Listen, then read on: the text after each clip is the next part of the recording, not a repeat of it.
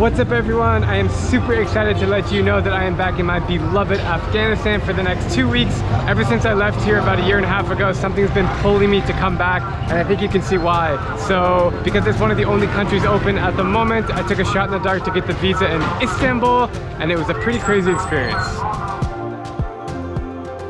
So I'm here in Istanbul applying for the Afghanistan visa, and they're so amazing, they're so accommodating and so helpful, bringing me tea.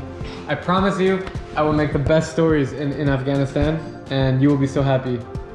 Please visit Mr. Jahed's village. As I told you, you have to visit my place as well. Thanks again. Thanks We will be in touch. Absolutely. Holy crap, I'm just now leaving the Afghanistan embassy and I got the visa within 2 hours. Of all the visas I've had to apply for, this was the best experience because the ambassador, he recognized me and he loved my videos and he really wanted me to go back, and he said he could expedite it, and he got me the visa within 1 hour. I paid 130 bucks.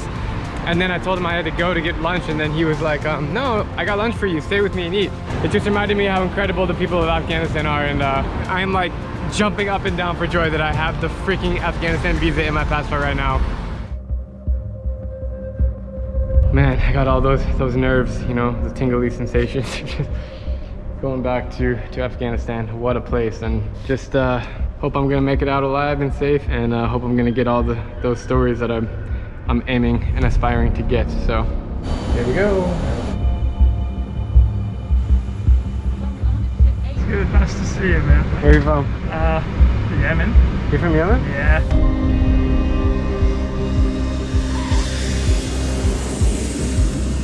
What's up, man? How are you? Yeah, give me an elbow bump. Yeah. How you doing, man? Very good, very good. Dude. Give me the back. Oh, it's fine, it's fine. Yeah?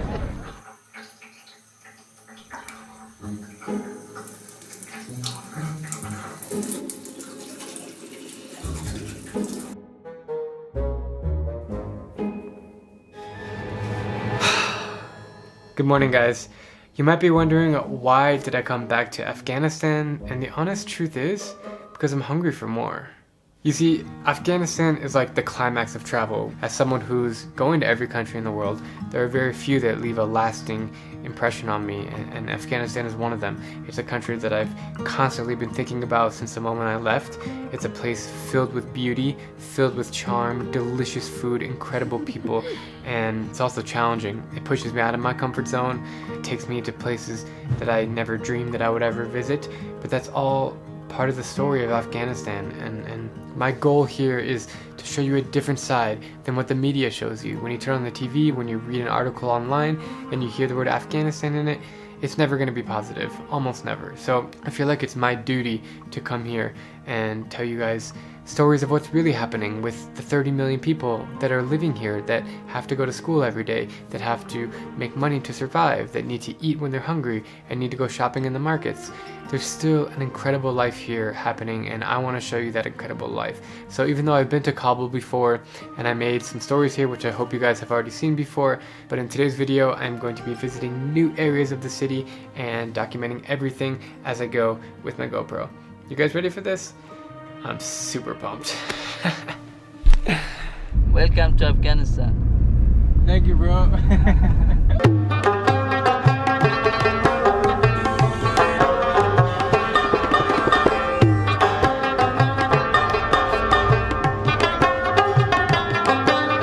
How are you? I'm fine, thank you. Nice to meet you.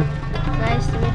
So I'm back here in Afghanistan with my buddy Noor, who you might remember last time I was here. We spent every second together, and I'm so happy to be back, man. I'm so happy you're here again. Drew, are you ready to go and explore the streets of Kabul? I'm ready, man. Let's do it. Yeah, let's go. If there's one takeaway I want you to have from this video, let it be that Kabul is a really cool city. From first impressions, you might feel quite nervous and intimidated by all the security and checkpoints, but then you'll realize that they are just here to keep us all safe. When you look underneath the giant weapons, you'll find a city that is full of life and full of beauty.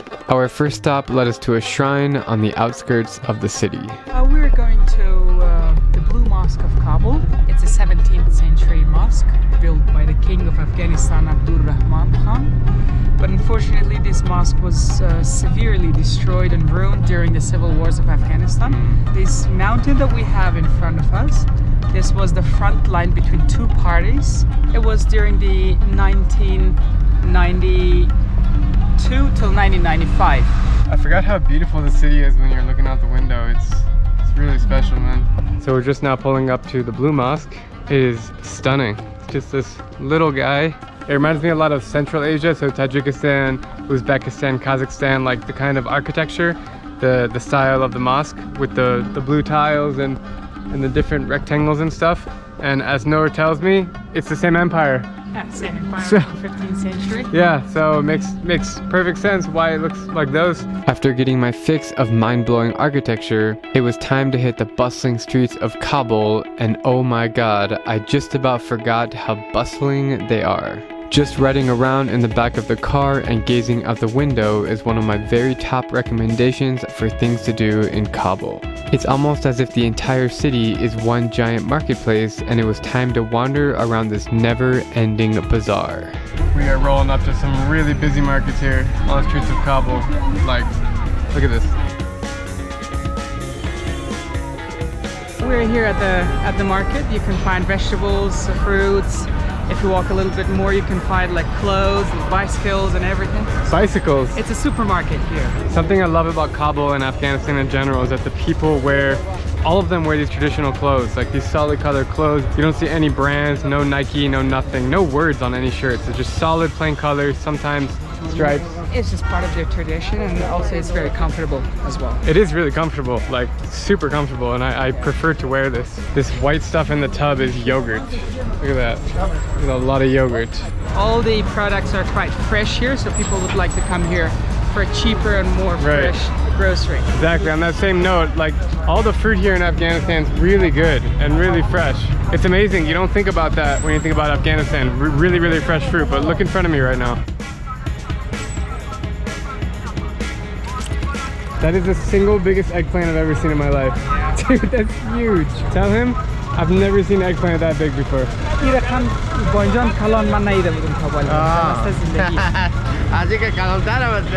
have bigger than that. Really? Yeah. Really? Tashakur. Good man. Okay, so every fruit looks really good, but I'm most interested to try the bananas because I love bananas. Oops. So let's go for these.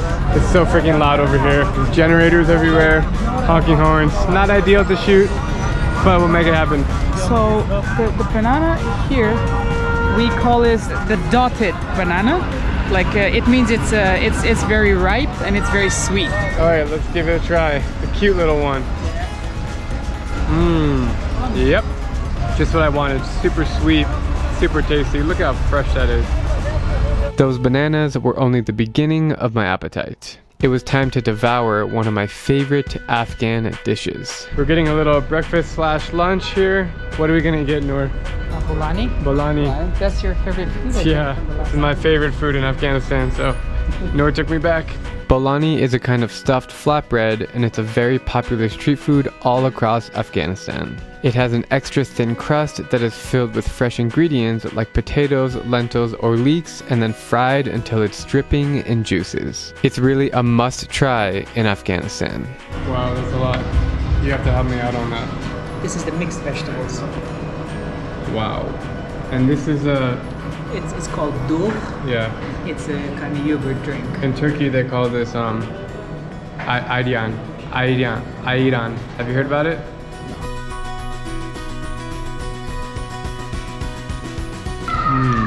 That's delicious.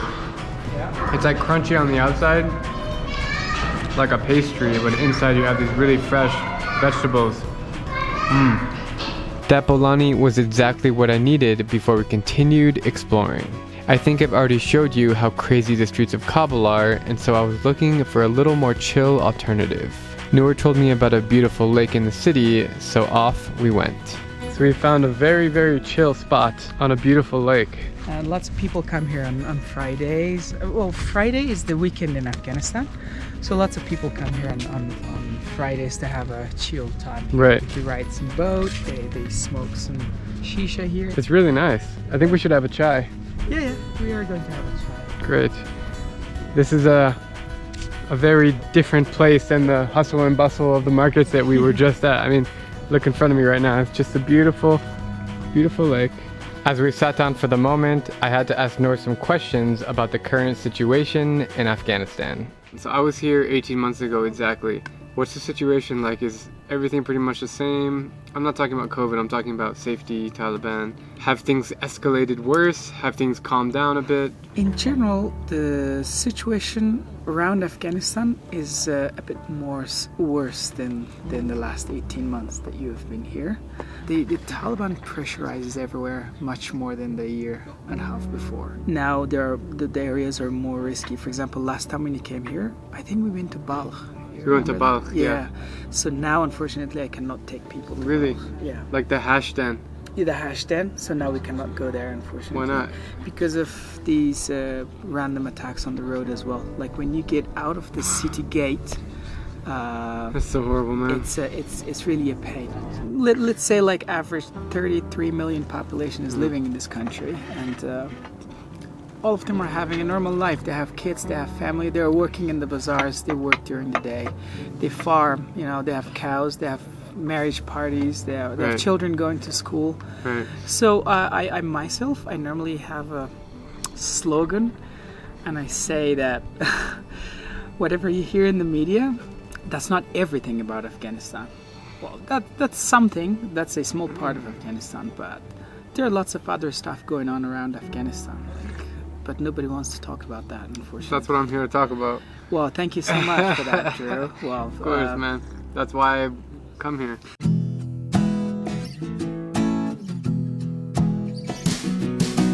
To end this amazing first day back in Afghanistan's capital, I somehow ended up at an old man's house to get my portrait taken on a 100-year-old box camera. This is not a joke. If you guys want to know more about this old man's story, then don't miss the next video.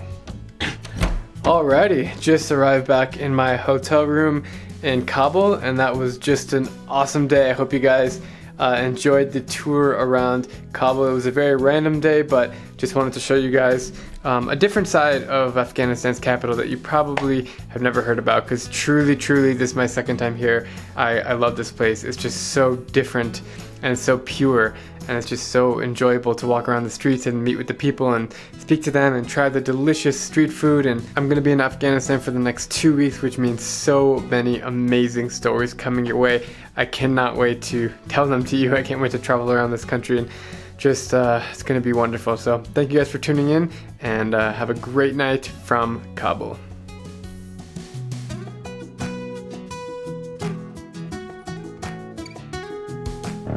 Do you know Persian? Salam